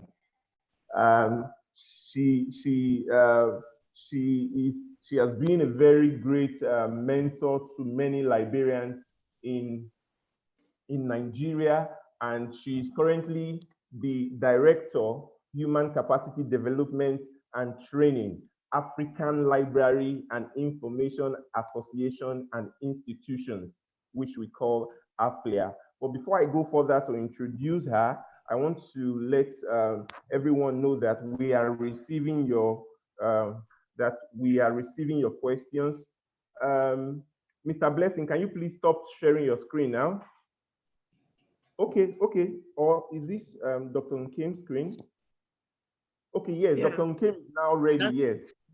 Okay, wow, thank you. Good to see you, Ma. Thank you very much. Thank you for joining us. Yes, so I just was about informing everybody that we have received their questions. Mrs. Omaji, Alice Omaji, she has dropped a question which Dr. Nkem will answer. Dr. Nkem, the question is, what is the role of librarians in informing their students to know a news item is factual? This is one of the questions I believe your topic today will treat. So like I was saying, Dr. Nkem has been a director of Anambra State Library Board from 2009 to 2015, and she's the director of the Nigerian Book Foundation 2016 to 2018. She has served the Professional Association in Nigeria at the state and national levels. She has also served as a council and ESCO member in the AFLIA, building the capacity of African librarians and situating their libraries to offer relevant services that answer directly to the learning and development challenges of their user community has been Dr. Nkem's passion. She is happily married to Professor Andy Osuigwe, a pediatric surgeon, and they are blessed with 5 children. Dr. Nkem, we are so happy to have you here. It means a lot to us, your time. Thank you very much. Over to you, ma'am. Thank you, Sylvester. Quite a long introduction. The important thing to note here is that I am me, simple me, and just like all of us are, individuals. No big deal. Sometimes opportunities will come your way and it's as if you're better than others. No, you're not. So I'm just me here. I was happy to follow the presentation of other colleagues, and like I always say, you see, young people, the future belongs to you. The things that they shared here, I had to quickly remove some of my slides. I had to do that because they covered what I wanted to talk about better, and they did it in a better way. So it's going to be a brief one because these young people have done marvelous things. So we're going to talk about how to combat fake news, our responsibility. I hope my slide, because sometimes you go on slideshow and all right. So this is the outline of what we are going to discuss: understanding and identifying fake news, which has really been done. And I'm just going to be brief about that. Then how fake news affects us and how we can take responsibility. So fake news has always been around. People gossip. People spread false information about others. But why is like everywhere now is that the Web 2.0 technologies made it quite possible, quite easy for people to create information personally, and you can be anonymous doing that. You can decide to stay in your office, in your room, and just write, Nkemo Osigwe is a stupid woman, and put it out there, because the technologies are there for you to be able to do that. It wasn't like that before. Remember, before you had to print newspapers like some, excuse me, like some still do, put it out there on the newsstand, or libraries will buy before people will read the news and so on. But now, within 5 seconds, you can create information. And then because of the technologies again, you find out that such information can spread quickly. And there's a business behind that spread of quick information. The business entities, they also promote it so that their business will grow. That's one aspect. Then the people we call influencers, the people that are paid to spread information, or people that are seen to be quite active in social media and so on, they are called influencers. They also help to spread information quickly, because they have, like, somebody can, on Instagram, you have 506,000 followers. So once you can spread such information, it can get to those people immediately without even verification or anything. And then if you're paid, because some people are paid based on the information that they spread, they also want to spread such information quickly so that they can get money. So these technologies have increased the widespread occurrence of fake news and promoted its use for nefarious purposes. Why did I put that? Because nobody wants to spread fake news for positive purposes.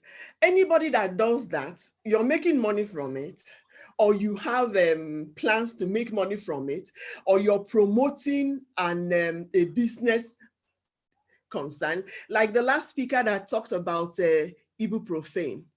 there are people that manufacture it, and there's news that can be spread that is fake to help promote the more people buying it.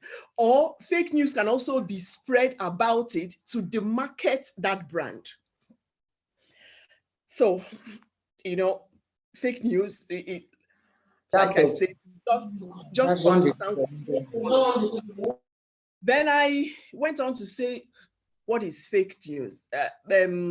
Colleagues have talked quite a lot about it. They are mainly fabricated, they are false, works and so on, but it is made up stories intentionally to misinform and deceive people, to believe something that is false by influencing their views, magic claims that are false, or visit a certain website with intent to defraud. Then some fake news, some have some iota of a truth, but it's not the whole truth, Here you have a clickbait, they'll just write one big banner header like the last person said, blessing, and when you click on it, it is not what it says that is the real story, but that headline is meant to lure you into the website. Then there are also alternative facts or alternative truth, or what they call post-truth. You know that the truth of the matter is that Nigeria is a country, but somebody might want to put another alternative truth that Nigeria is not really a country, because that's alternative truth yet, until anything is done about it. But the truth is that Nigeria is a country. So any other thing anybody quotes is an alternative fact. Then political agenda political agenda, fake news, most of the political agenda is really fake news. They can tell you that, hey, did you hear what Oshimole did this? Obaseki did this in Edo State. Meanwhile, all of them are political propaganda with no iota of truth. So that is another aspect of fake news. Then I won't go into this because it's been dealt with by almost by the two presenters that I listened to. So I hope that the organizers can share our slides after, and you can have a look at it more. It's still the same thing, that has been shared by others: fabricated content, error, sponsored content, propaganda, imposter content, or somebody that is trying to play a serious joke on people. When you ask the person, why did you post this fake thing? And he'll say, I was just joking. That is also fake news.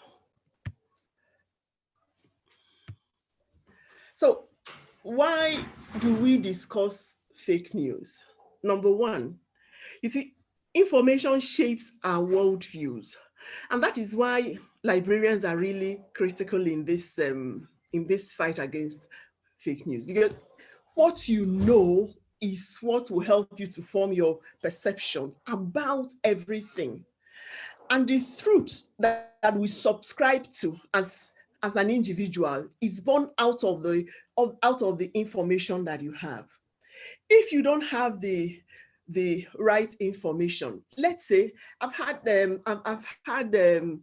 reason to, let's say, travel to another part of Nigeria, and the information you've had all this time is that, hey, these people are terrible. They still eat human beings. Once they know that you're from this other tribe, you're in trouble. Plenty of false information, and that will inform your perception about the people, about the place that you're going to.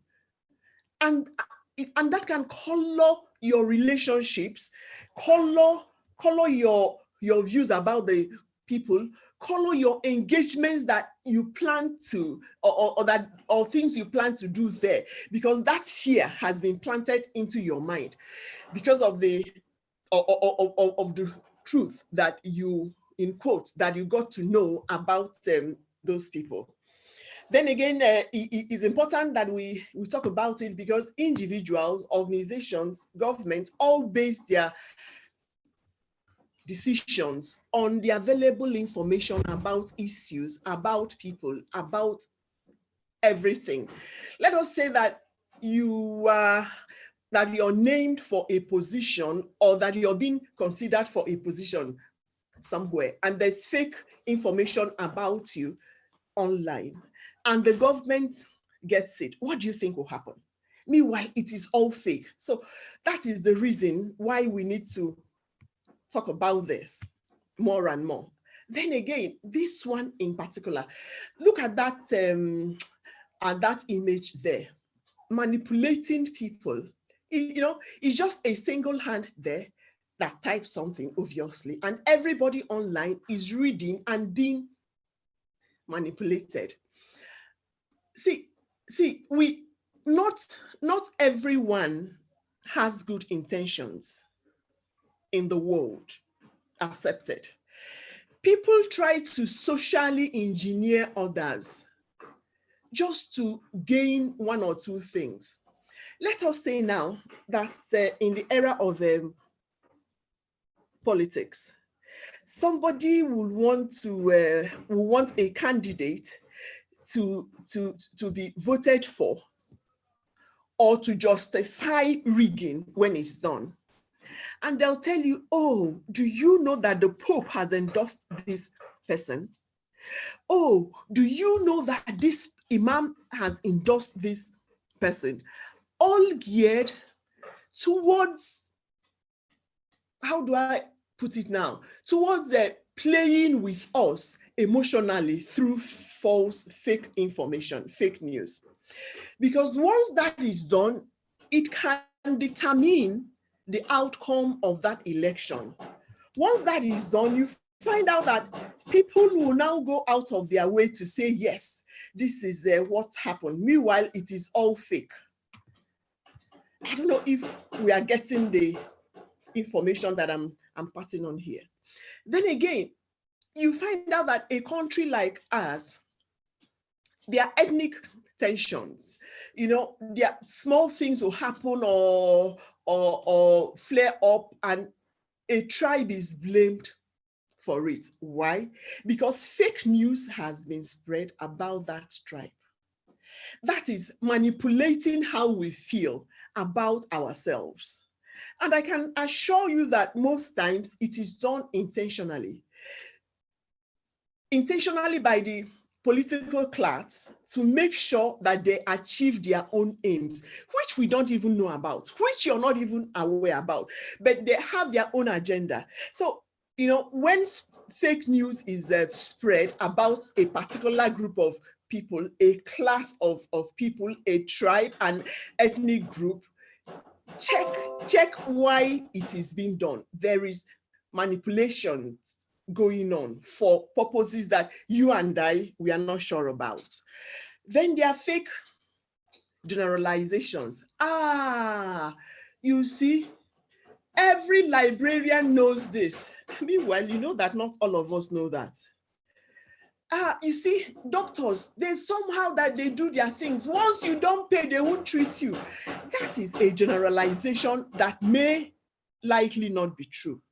Or they'll tell you, hey, if you marry from this profession, hey, those people, all of them can chase women anyhow. Who told you? Generalizations that are born out of fake news. So why I left this slide out, because I removed some slides out because of what my colleagues had said, is for us to understand that fake news is not a technical thing, just that. It is not something just for researchers or just being done for the fun of it. There is something always at the back of the minds of the people that are spreading fake news or that are generating fake news. There is always, always, always a purpose about it. So that's why I talked about this now. Then, so how do you do it? How does fake news affect us? You know, you can rewrite history. You can. I don't want to be controversial now. I wanted to use an example, but I don't want to be controversial. They'll tell you that, oh, this is the way it happened. Or you grow up reading things because of fake news. You know, like we said, fake news can be 100% all wrong, or it can be 20% or 30% or 50% inaccurate, a mixture of truth with the fake, so that at the end of it, you kind of take the whole thing, believing that, yes, they said this is true, I know it. And the other one, not knowing that is intentionally done to manipulate you to perceive something as one thing. So you can rewrite history through fake news. I was in UNIBEN, that's the University of Benin. That's where I did my first degree. And one of the candidates in an election now, there's a story that's been spread about him. It's not 100% accurate. There are some facts there, but it's been done intentionally for you to feel that, hey, so he did this terrible thing for this purpose, for this reason. It's not the whole story, but I won't go into it here because I'm not a politician. Then there are false claims. You know, in rewriting history, you see false claims. In the year, that time that I was here, it was, I did this, it was me that did this. And because the platforms are there for you to share, you share, and anybody that doesn't know will really understand that you're rewriting history to suit your own purposes. Remember, the topic of my presentation is, excuse me, is combating fake news, our responsibility. Because sometimes inadvertently, you feel that, oh, there are some people that propagate fake news, not knowing that you and I, we are also among the people that can do it. Because when you rewrite history by maybe false claims, putting out alternative facts because you feel that nobody can challenge you, that is fake news, and it affects us. Then it can be harmful to our health too, just like Blessing said. You see, this COVID-19, if people don't get accurate and verified information, the fake news that they get might cause more harm, like he had explained. So I won't go into it. Then also treatments like for illnesses like cancer or diabetes. There are so many things people spread on WhatsApp. You just be spreading information that has not been verified, but they say that, you see, if you get this plant and cook it and boil it and extract this, and if you drink that concoction, that your diabetes will go, your cancer will go, whatever. That is fake news. You might unintentionally spread it because of true good faith. You want somebody to get the information so that the person that the person has this ailment or whatever, so that the person can try it. But at the end of it, you might end up assisting to murder the person, kill that person. Then also, how fake news affects us. Conflicts and misunderstandings, they start from somewhere. They start from false information. In families, amongst friends, in groups, in organizations, in countries. People with that purpose to scatter, to divide, will go on and spread false information, fake news, that once you imbibe, it can lead to ethnic tensions. It can lead to political conflicts, and it can lead to personal misunderstandings. I remember one time there was a religious conflict in Nigeria. I live in Anambra State, Oka. And somebody started spreading that rumor that, hey, they killed people in Gariki. Those people that sell cow meat, that they slaughtered one person from our place.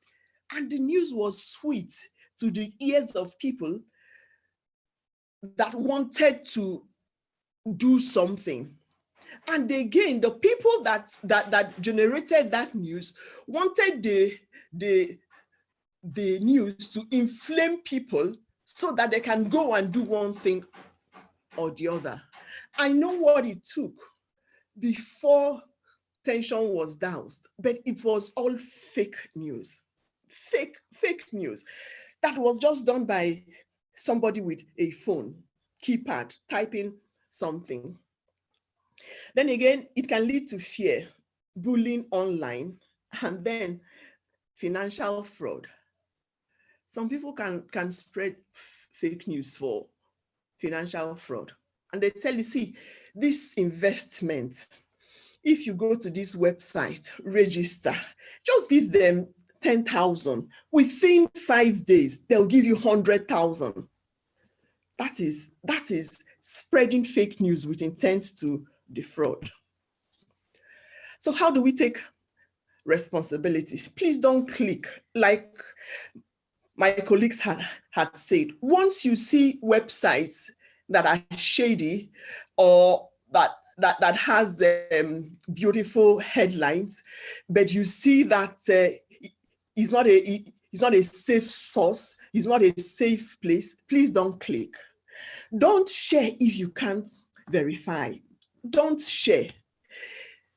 It's easy to, let's say on Facebook, on Twitter, you can just click like. And you know, anything that you click on, the people that follow you will see it. That is sharing. Please don't share. If you can't verify, then check your personal bias before you share. You see,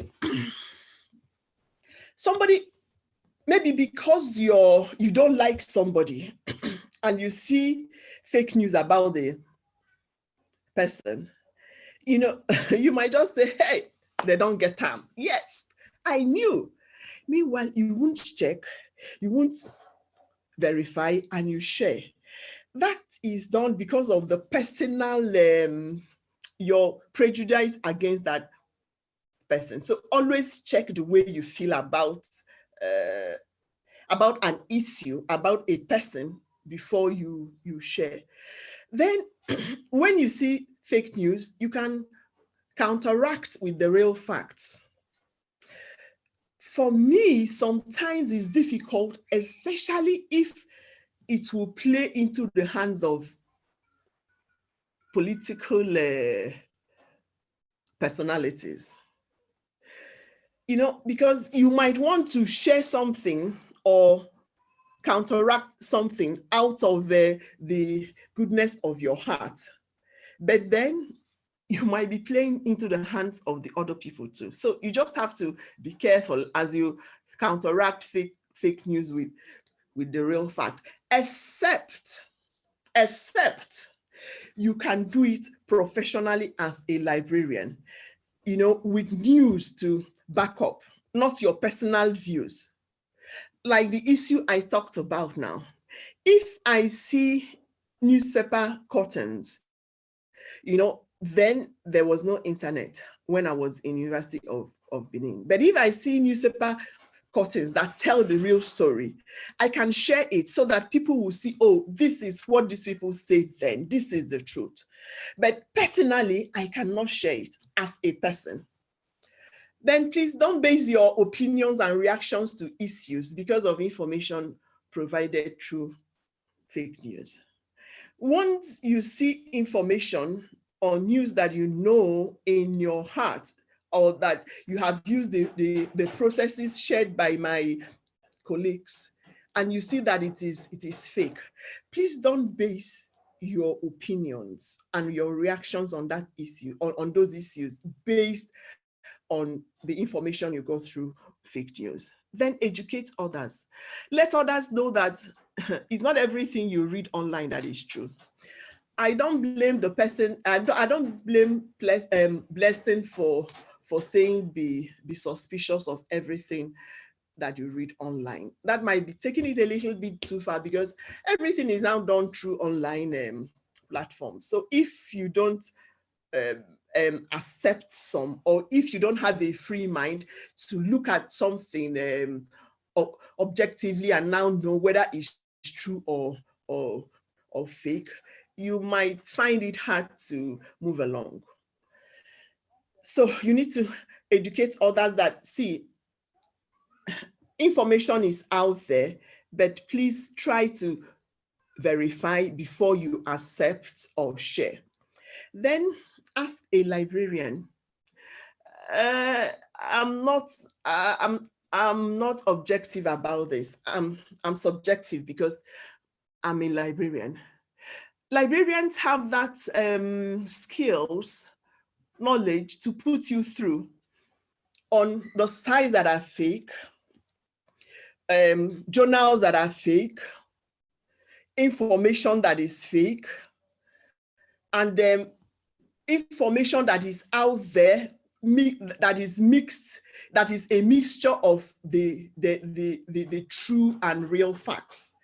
So if you have a librarian in your community, in your institution, once there's news that you don't understand, ask. It won't take anything from you. Because again, librarians teach information literacy. That is the ability to know when you need information, to know how to get information, to know how to use it, to know even how to evaluate, to know if this is the information that will suit your purposes. So that is why I said, ask a librarian. And then I stop here. Thank you very much. Thank you for being patient with me.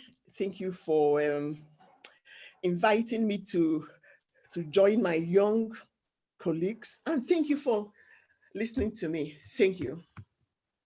Thank you, thank you, thank you, thank you, thank you very much, Ma. Thank you, thank you. We are so very grateful, Ma. God bless you, and we appreciate the time that you have spent here with us. I know that this is born out of your commitment and passion for empowering other librarians and also informing the general public and helping as a librarian. Thank you for your time today, man. God bless you. Everything you have shared, everyone of us that is online right now, I can see your comments coming in. Chiboise says, thank you so much, man. It's a powerful presentation. I really learned a lot. Eugene says it's a great presentation. Thank you, Ma. Ma, we are all grateful. And I want us to just a recap. I want you to take note of what Dr. Nkem has said. Don't click, don't share, especially when you suspect that these are fake news or misinformation. Because when you click, when you share, you add voice to this fake news. This is our responsibility. These slides, we assure everyone that is online in this webinar now that we are going to send you the link. The link is already in the chat section. Please check the chat section. You'll be able to fill the feedback form. Once you do that, the proceedings, everything for this event, we will send it all to you, and you will be able to catch up on everything we have learned here today. Also, I want to appreciate everyone who is watching from YouTube. So at this moment, if you have a question, please raise your hand, and the administrator will unmute you to ask your question. If you have a question, please just raise your hand. Raise your hand in the digital hand, I mean, not, I think Zoom has a function that can let you raise your hand. If you have a question or a comment, please just, but then Mrs. Omaji Alice has a question, and Mr. Morodion, Dr. Kim, and Mr. Blessing, I would really appreciate that if any one of you has answers to these questions that I'm going to read out, please help us answer these questions. Somebody is saying, what is the role of librarians in informing their students to know news item is factual? Please, any response, please. Dr. Kim?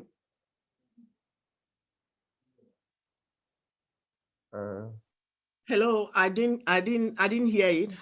What did you say? What did you ask? Sorry, I said we have some questions here, and one is from Mrs. Alice Omaji. She said, what is the role of librarians in informing their students to know the news item is factual? How would they know if the news is factual or not, or an information is factual or not? He wants to...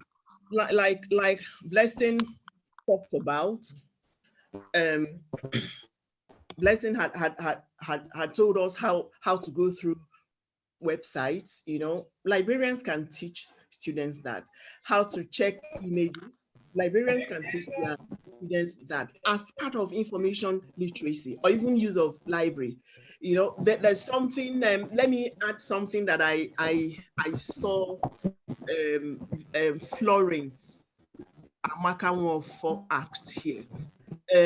She said, how do we as librarians get back to society to relay the authenticated information? I had told us, I had given an example about the election in Edo State and how I know some of the information about the about one of the candidates because I was there when some things happened in Benin.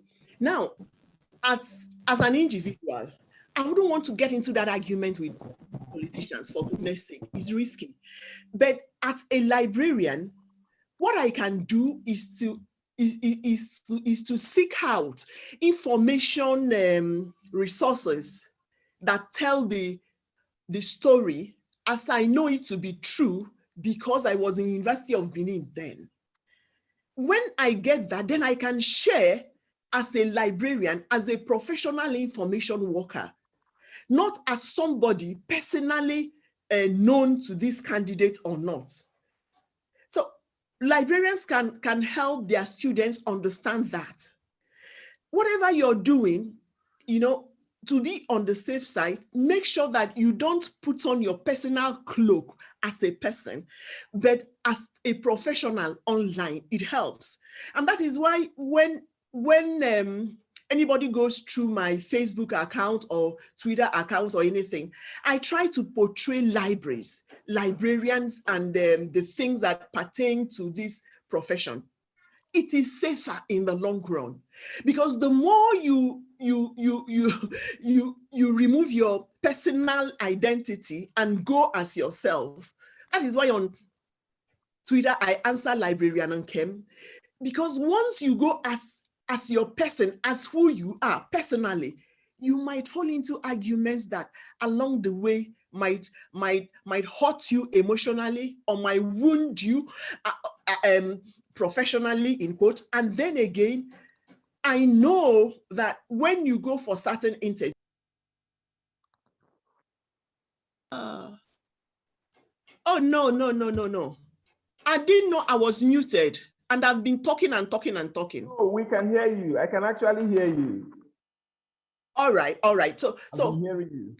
All I'm saying is that when since you've heard everything now, so when you want to share the truth, please put on the cloak of your profession as a librarian that has access to information resources that are true. Don't make it personal because you can wound yourself professionally, because when you apply for jobs, life is somehow, I don't know how to say, when you apply for jobs, people check your social media handles. When you apply for grants, people check who you are on social media. Have you been spreading false news? Okay, you say you're a librarian. What do you share? I know, because I know it has happened to me. I know the people that have reached out because they said, oh, you shared this. Can we do this with your office because of this thing you shared? So whatever you're verifying or you're sharing online, please do it as a professional information manager. Thank you very much. All right, thank you very much. Can I go off? Please, can I join? And I want to join another meeting, please. Yes, thank you. Thank you very much. All you right. have a great day, ma. Thank you. Right. Okay, there's a question here. Omoro joins the line.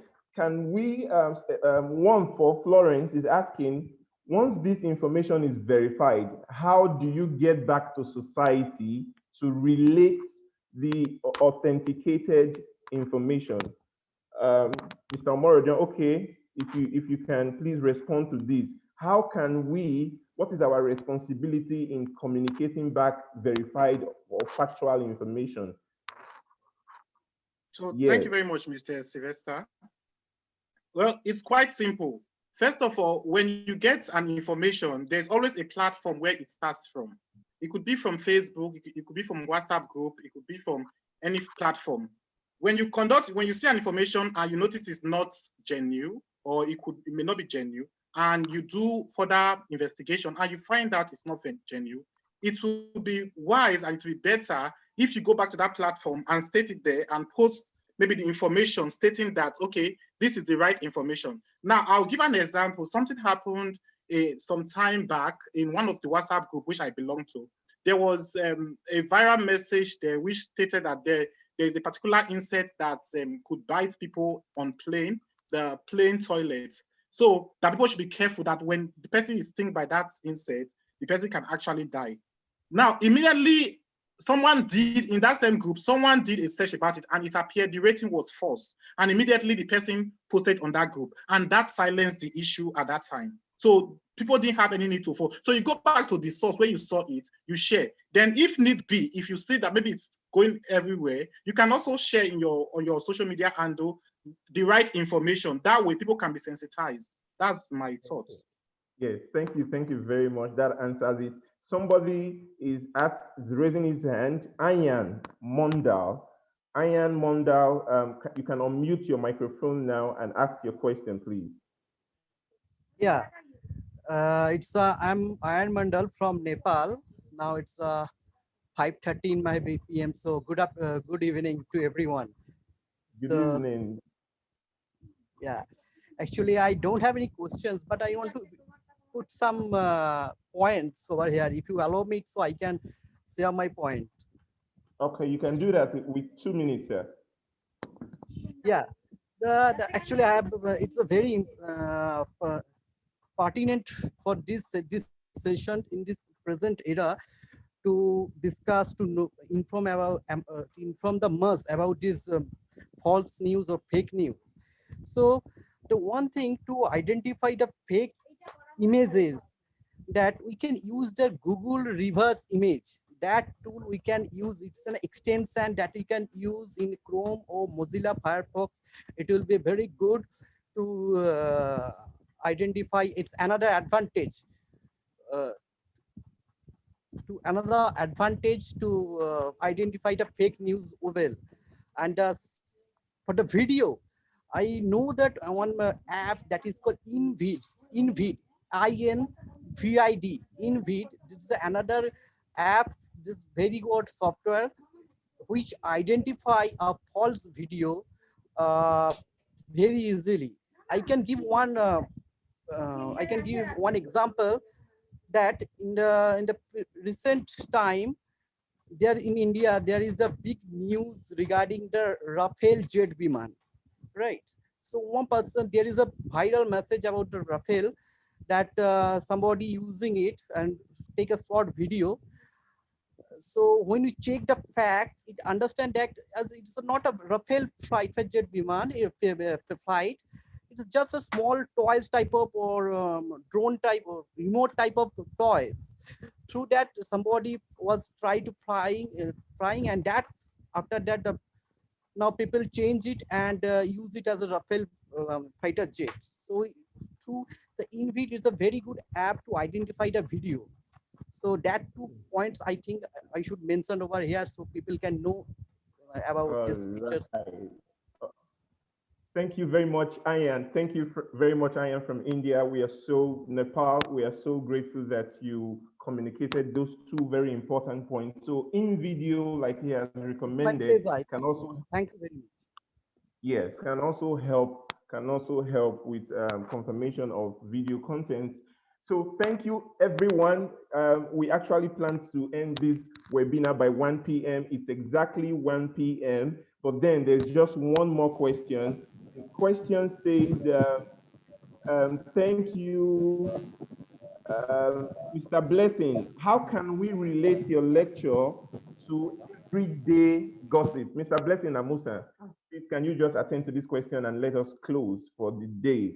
How can we relate your lecture on fact-checking to everyday gossip in the office, in an organization, and society? Is Mr. Amusa still online, please? Hello, Mr. Sylvester. Yes. Please, can you recap the question? I didn't hear you well. Yes, Dr. Onya is asking, how can you relate the lecture you delivered in an everyday life? How can it be useful to us, especially with gossips here and there? How can you, when somebody gossips and sends you wrong information, how can you go to the internet to check the HTTPS before you know whether that gossip is wrong or not? Thank you very much. Quickly, that lecture is very, very helpful for our daily activities, because if you are equipped with necessary skills and knowledge to identify what is fake from what is facts, it can actually go a longer way in assisting you to take some vital decisions. And if you go through the PowerPoints again, maybe after the webinar, if you can take your time to go through it, you can actually pick one or two skills that can assist you in order to combat fake news, in order to know how to go about reverse image search, to conduct text search online, and to actually.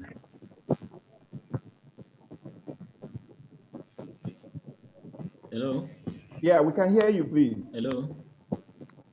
We can hear Hello? you. Hello? Mr. Sylvester, can you hear me? Okay. So if you Okay, go like what means, Mr. Sylvester is putting on the screen now, you can use this as one of the what you need in order to spot fake news. So just take your time and go through the presentation once again. Everything you need is there.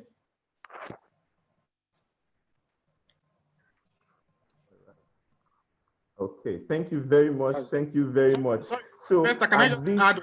Sorry, please. So can I at just this moment, I want to say thank you to everybody. Oh, okay, please do. I just want to reemphasize the importance of asking for the source. Whenever you hear an information, whether it's just a word of mouth or you see an information, always ask for the source, because that is where you can start from.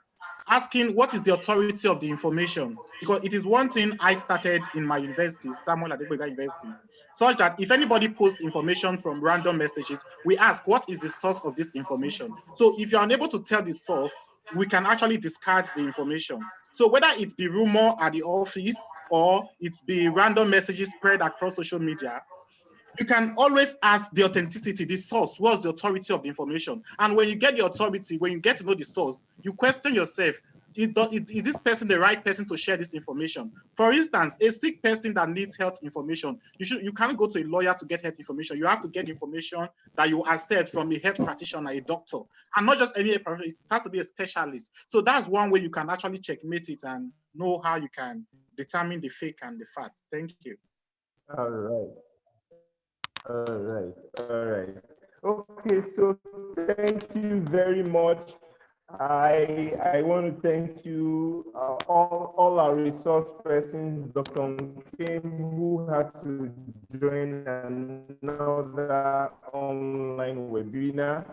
We want to say thank you very much. Big boy, you guys, to say thank you very much. If you forget everything that we have said here today, please, if you forget everything here that we have said today, let us not forget the last comment made by Mr. Moradion. So if you are near, let us make this a daily habit. If somebody gives you any information, ask the person, what is the source? This is the call to action we want to give to everyone that has joined us here today. Ask them, what is the source of that information? This will help to combat fake news.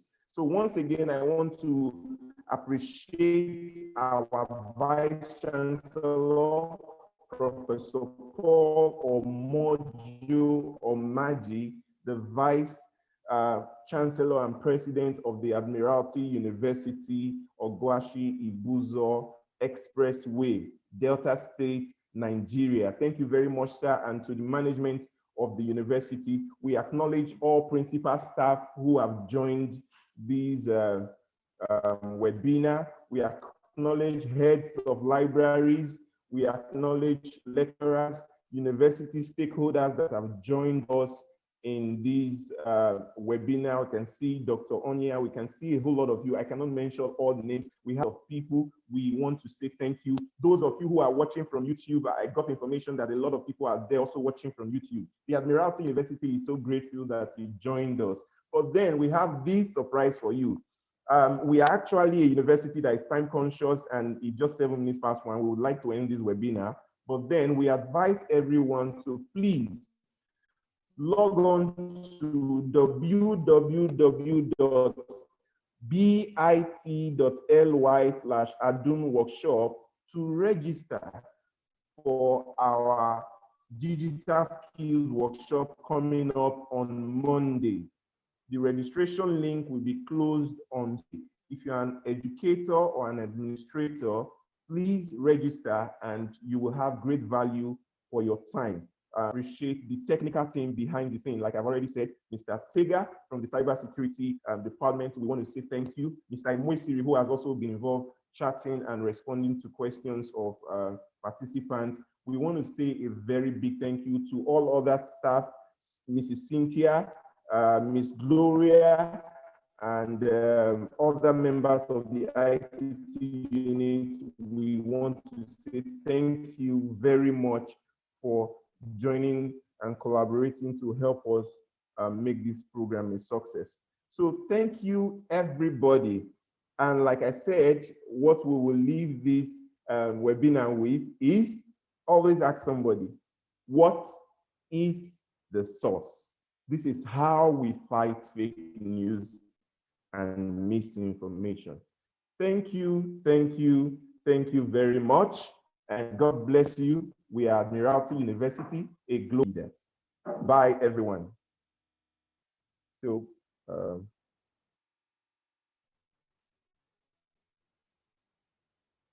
yes, bye, everyone. We are really grateful. Thank you, thank you.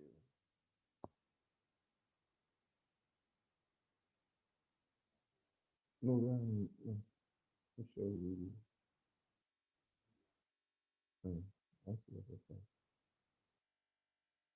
Admiralty University of Nigeria, ADUN, founded by the Nigerian Navy in partnership with international educators. ADUN offers degrees in forensic science, software engineering, as well as regular programs. Exchange programs, partner universities overseas, industry skills to make its graduates globally competitive. Admiralty University of Nigeria, excellence in education. Why do I like to read? Okay.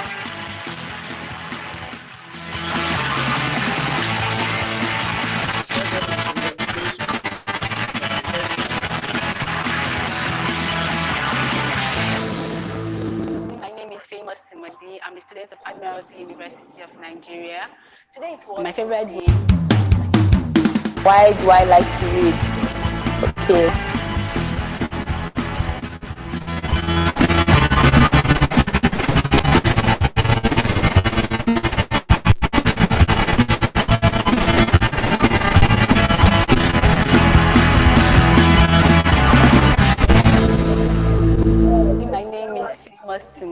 I'm a student of Admiralty University of Nigeria. Today's words book is The Magic of Thinking by David Watts. The question of what motivates me to read is simple, my environment. When I see people on the streets, children, for example, they just run around without any aim sometimes. And then in the neighborhood, you hear, oh, this child has been raped, oh, this or that one, and then I'm like, I wish it were never me. But then sometimes I want to put myself in that person's shoe and I'm like, what if it was me? It just reminds me of a book that I read, Faceless by Amadako. The characters in the book, Fofo, Baby T, these were children who suffered parental negligence. These children were street children who lived on the streets, dated on the street, grew up on the street, fed on the street as well. And I felt like this is what we see in our day-to-day lives. The parents of these children didn't really care much about them. Like Masuru, Fofo's mother, she neglected her children. She made them live on the streets and fend for themselves, which is wrong. I feel like as if her mother had brought her under her wings as a guardian should, and as a parent should, the issue of rape wouldn't have occurred. Baby T was raped in the story. She suffered a lot of violent acts. She was beaten, raped, assaulted, and this was exactly what our neighbor's daughter suffered. So I'm relating it to both of them. And then I can see that her mother actually didn't really care much about her. Adama would always leave the house, come back anytime, and that was exactly what Baby T did. Left the house, came back whichever time she wanted because she knew that nobody cared and no one was going to reprimand her for what she did. So I feel like as if every parent should actually look into their children, make sure that their children are on the right path. Nobody wants to suffer the trauma of being raped. It's a very serious thing. Like, I can't even imagine myself, like, oh, I was traumatized. I couldn't imagine it too. So I'm like, as we are in the society, we should use books to guide ourselves. Books are like stones. We throw them, someone throws them for us, and then we follow. And then the person behind us follow. And then this is how everybody follows that same path. And we never get lost because we're in syntech. We're all on the same line. So relating it to the book, I feel like if every parent should follow this book and get the moral lesson from this book, then I feel cases like rape, violence, assault, I feel like it won't be. So we should read books because books enlighten us. If I hadn't read the book, I wouldn't have known. And I bet if Adama had read the book, she would have known, but she didn't read the book. So, today's World Book Day. I want to encourage everybody that we should read books. You never know where we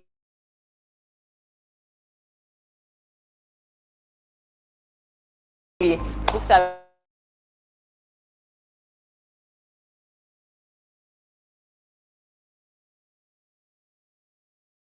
very interesting. Books give us insight on the future.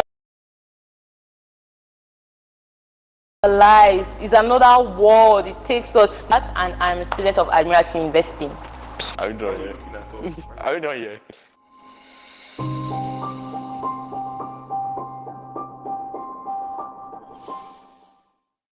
Nigerian Navy has blazed a new path.